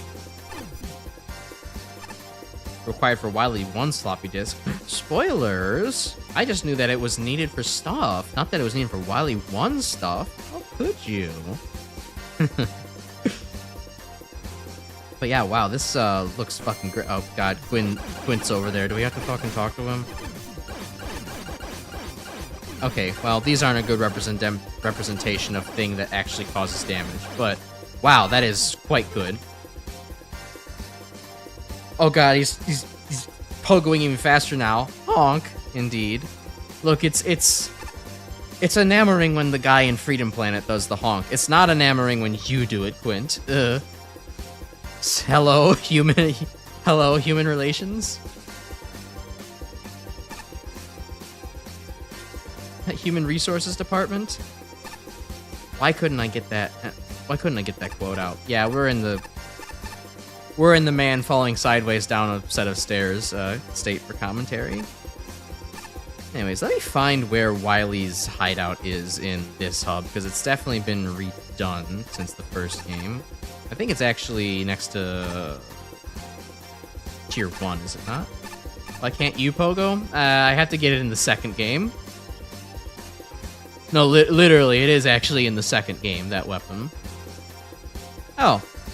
Yeah, this would kind of explain things. Dr. Wily Elevator Company notification. Space elevator to my castle. No entry fee required. And it's just a fucking elevator in the middle of nowhere. Amazing. Dr. Wily spares no expense on his evil plans. Why not Pogo for joy? This is a world full of hardened robots. They don't have joy. Except for when they do, and they're very full of whimsy. But not this one. I think it's a good place to end things anyways, because, yeah, the vocal commentary is like this tonight. And I'm out of topics. And I need to go to bed, too. So, not the hard robots. You know, there's also a hard man in the game. Literally, there's a guy called Hard Man. So, you know. I'm gonna call it there for the night. We'll leave Wily's Fortress for next week. It's a shame we didn't spend more time doing random speedruns of Tier 4 and Tier 5, you know, the good levels. But, you know, says leaderboards are down. It's just how it is sometime. Maybe I'll go and do some bullshit in VC one day. Just to entertain some of the more hardcore Mega Man fans.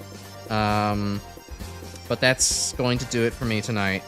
I think what winded me so much is the fact that I spent the beginning of this stream talking at very long length about the sprite updates and also the whole VR tracker saga that I had, or research saga that I had over the weekend.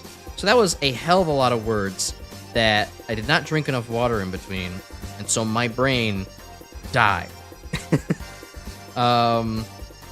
Hopefully they resolve whatever's wrong with the leaderboard site and can actually work with it. That sucks, Chris. Well, glad to say hey at least. You can watch the VOD, it's fairly entertaining. So yeah, thanks for being here, everybody, as always. We're doing Freedom Planet tomorrow, and we do have our monthly Chemistry React stream on Thursday, so show up for that if you want to hear me talk about chemistry, and I think you do, because I will teach you things. Interesting things. Things that are interesting to me, not necessarily interesting to everybody else. So yeah, be sure to like the video and share it with Hardest Man and Harder Woman. And then also hype it and comment on it and all that good stuff for the YouTube algorithm so we get numbers going on up here. Yeah, we'll be back on normal schedule tomorrow at 8:30. Maybe I might push it back towards 9 if the thing I'm doing, the seminar I'm listening to tomorrow runs late like it is supposed to, but probably 8:30 will be fine. And then, yeah, I'll be back on Thursday. So, I will talk to you all later. Have a good one. And what's the lesson for today? Drink water to not run out of steam mid-sentence. Yeah, that's a pretty good one. All right, that's the Wheel of Morality's decision tonight. Have a good one. Bye. What seminar? ACS stuff. I mentioned it earlier. Okay, good night.